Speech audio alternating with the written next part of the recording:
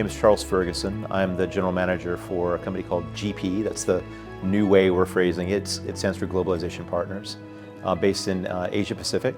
So I run the entirety of that region, and I live today in Singapore. Globalization Partners specifically is an interesting business model. Many of your clients and our clients are probably more familiar with the traditional term of PEO, Professional Employer Organization. This is a variation on that, wherein the actual business model is called Employer of Record. EOR is the acronym that's bandied about the industry. To break it down in a very simple way, about 11 years ago, we went around the world and established, as it stands today, about 187 countries of locally compliant vehicles that exist specifically to help our clients hire and enroll into the appropriate level of compliant payroll, social benefits, etc., employees in countries where these companies don't have pre-existing structures.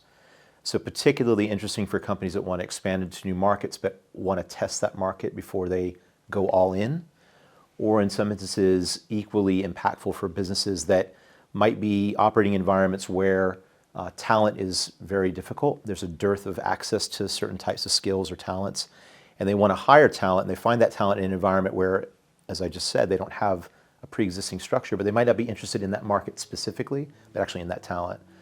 So just by my laying out those two sort of use cases, you can imagine it's adherent for companies that are super small or companies that are super large, depending upon what their agenda is and what they're trying to accomplish.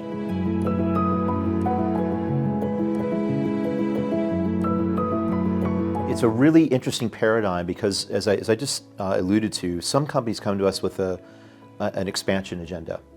As it relates to the latter part of your question, to sort of the HR payroll agenda, let's talk about some of the ways that we work with ADP as an example. So in the multinational construct, we have with ADP, the Celergo, Streamline, and GlobalView sort of landscape.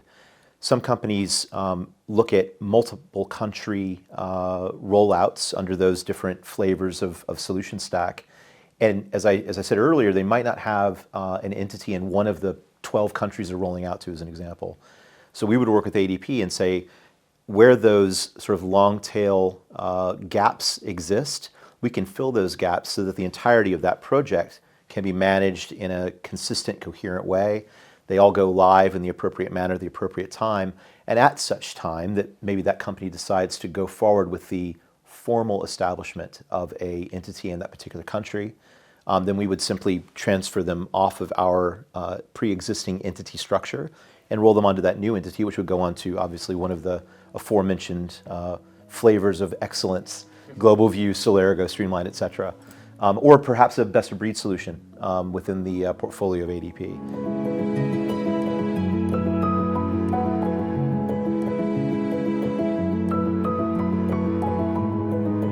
I can give you a great example. So a business coming into where I'm based in the Asia Pacific region, it's very often the case, particularly these days post-pandemic, that a lot of those businesses will look at Singapore as a sort of a hub to establish a presence, and from there explore other markets.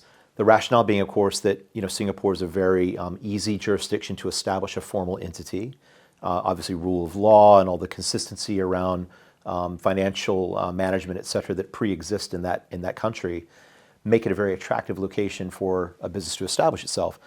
Once they're there, they have this sort of hub and spoke approach strategically to explore the more sort of aggressively growing parts of the ASEAN region, like Indonesia and Thailand and Vietnam, et cetera, which are fantastic markets, filled with tons of opportunity, but might be more, let's say, challenging to go right in and establish. You might want to sort of take a more measured approach to ascertaining the product market fit or the access to talent or establishing a network of partners that allow you to expand more completely in that market.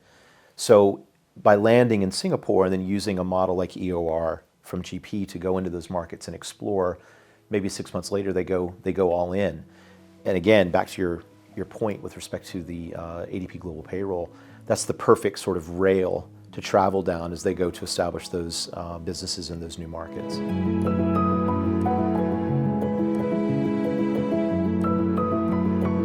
frankly speaking, it's as early as possible. And the rationale behind that, again, is because, and I'll throw out some statistics that might not be germane to every market, but let's say on average, it takes 12 months to establish a legal structure, set up a bank account, enroll yourself into a payroll tax program with the local government jurisdiction, et cetera, get all the social benefits established, et cetera. We don't advocate not doing that, but what we're saying is you pick that market, we're already there doing that. So you hire your talent, which, by the way, we have a solution called GP Recruit, which allows for businesses to basically frame what type of talent they're looking for, and we can establish connection in a local market to highly reputable, pre-screened recruiters. Pricing's already worked out. You can go in and find that talent, and once it's found, we can onboard in a matter of days. So again, earlier in the process, I'll tell you frankly, back in my career, I've been in the region for 36 years in APAC, helping businesses predominantly from Europe or the United States establish and scale. I wish I had known this model had existed, because it can be very, very painful. Many people don't understand that even if it's a market, and Singapore excluded from this comment, but many markets where it might appear to be easy to establish all the aforementioned accoutrements, it's incredibly difficult to unwind if it doesn't work the way that you wish to. Another sort of point to that is that when we work with private equity or venture capital funds, they might often look at taking an invested business or a portco that they've acquired and test multiple markets in parallel as opposed to in serial. And if 5 or 6 of them work really well, that's great. The other 4, maybe they put those on pause or what have you. The point being that from a risk point of view, all of that employment risk sits on us as the employer of record in that local jurisdiction. So under the eyes of the government, we are the local employer.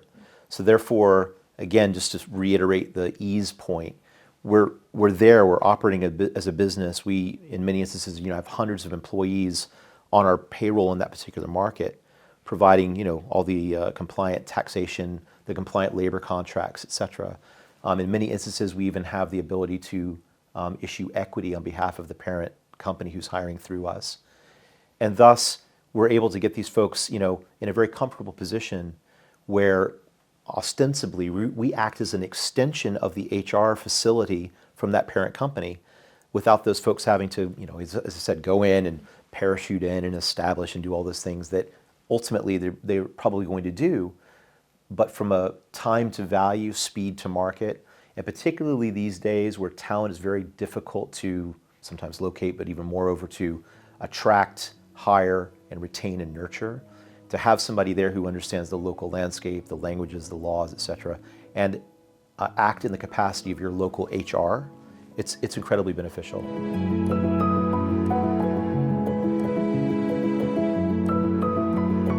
Historically, if we do look through a traditional lens, the way that was catered for in the past, which, by the way, I have to caveat emptor that we do this as well, is the contractor model, right? So under those auspices, and these days, particularly post-pandemic, the contractor model can be quite attractive to some people. They want to be digital nomads or gig workers or what have you, which I think is completely rational for certain types of work. It does skirt, in some instances, close to the edge of risk around permanent establishment. And so we work very closely with our clients to ensure that they're going down the correct path. But the point being, when you look at the experience of that particular talent, it's very often the case that it's actually a positive tick in the box for them, because they realize that as an independent contractor, you're not going to be able to enroll yourself into the right level of benefits, as an example, or perhaps you're not contributing to the right level of statutory compliance or labor taxes that you should be adhering to. So we can provide that for them, which is a very huge benefit. And I did mention earlier this opportunity to potentially issue equity, et cetera. They're just far more well looked after. We've had instances where perhaps a professional has the need to take advantage of a certain level of benefit, and we're there right away to ensure that they're able to enjoy those benefits. and call in and talk to our HR specialists and guide them down the path of what's required. We do their expense reports for them, et cetera, et cetera. So it's a very, I think it's a comfort factor. And we do have a 98% satisfaction rate from the professionals that we work with. So they seem to like it, and they seem to be pretty happy. And as I say, ultimately, the only fundamental sort of change for the individuals, they have a direct engagement with the parent, and they're managed on a day-to-day basis by that ultimate employer. We're simply there acting as HR, and we're the name on their payslip, right? We are the name on their employment contract. But all of those terms and conditions outside of the local compliance that's required are, negotiated with the parents. So we're acting as I said, a vehicle to ensure that they're taken care of.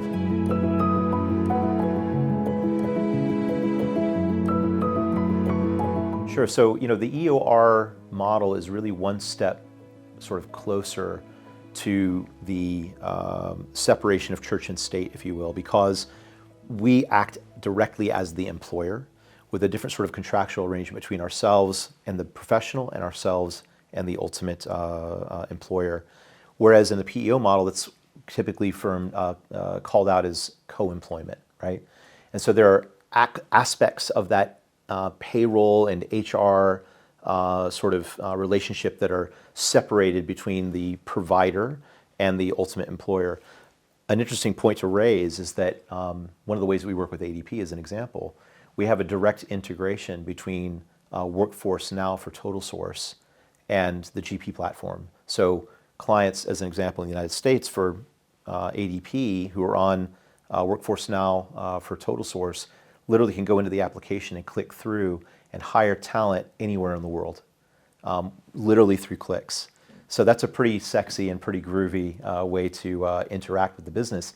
Beyond that Workforce Now integration, we're also on the ADP Marketplace. In fact, last year in 2022, we were honored to win Partner of the Year for ADP Marketplace. So there's a lot of momentum behind the relationship in that regard. I mentioned in the very beginning that sort of global relationship on the ADP Global Payroll for sort of completing the circle, as it were. So those are three different ways that GP and ADP are kind of collaborating together.